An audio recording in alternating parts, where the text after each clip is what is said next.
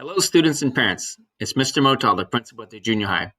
Thanks for joining me at this town hall tonight as I go over our school processes and procedures for the 2020-21 school year here at Liberty Hill Junior High. This presentation is just going to be an overview, and more detailed videos will be presented next week for parents and students to review.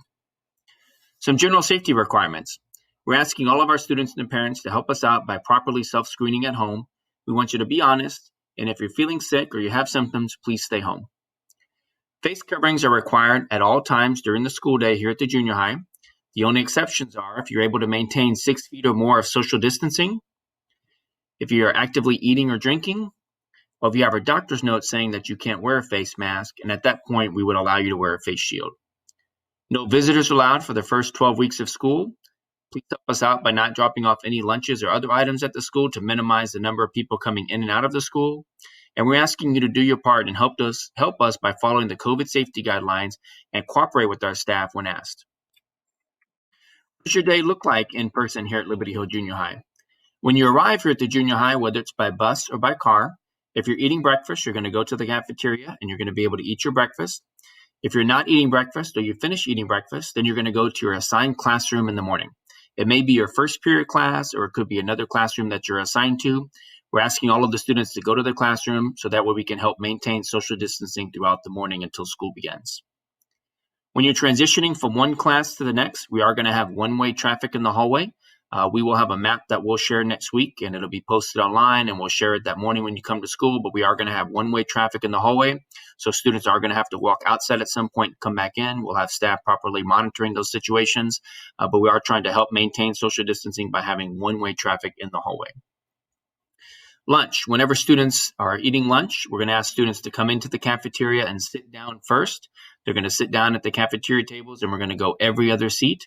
Once everybody has sat down, we will then dismiss students by tables and by rows to go into the cafeteria serving lines to get their food.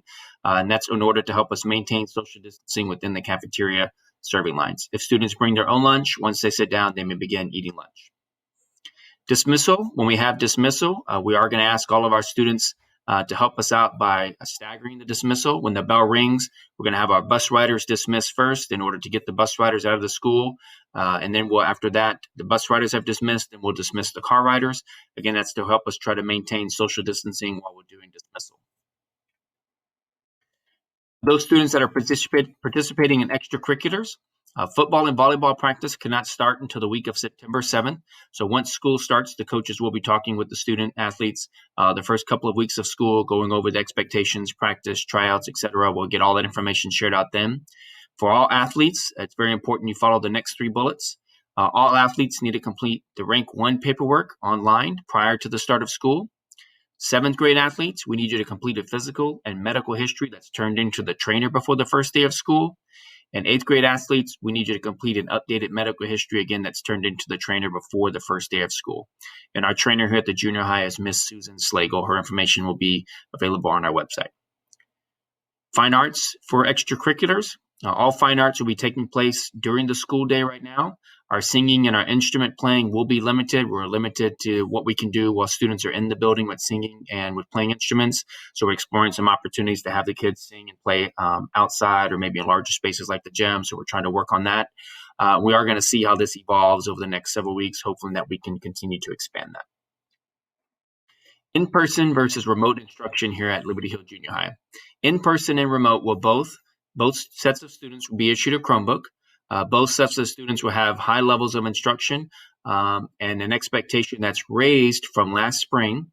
Both students, whether in-person and remote, will be using Google Classroom as their learning management system to learn. So inside Google Classroom, you'll have practice lessons, you'll be taking notes, you'll be taking tests, assignments, you'll have daily engagement things that you'll have to do within each lesson. So again, that's going to be for both in-person and remote students. Both in-person and remote will have teacher-recorded videos. You may have your teacher video that you can watch, or you might have another teacher that recorded a similar lesson that you'll watch. Again, that's for both in-person and remote. The great thing about those videos, you can pause them and rewind them at any time, whether you're in-person or remote. You can use those opportunities both ways, so it works well. The differences that are really going to happen between the in-person and the remote as far as their learning goes, when you're in person, there's a lot more opportunities for teachable moments and interactions because the students and the teachers are right there.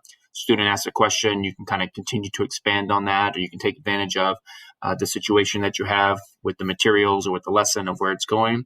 When it's remote, we can still do those things. It just has to be set up a little bit more, right? We've got to set up a time for you to sign in, and whether it's a Zoom meeting or a Google Meets meeting. So it just takes a little bit more planning and preparation. So our expectation is that we're going to offer both of them at high levels, but those are probably the two distinct differences that we'll have between the two. And the big part of our reason that we want to both sets of students be familiar with Google Classroom, whether it's in person or remote, is we do want to plan for the possibility that school will close at some point.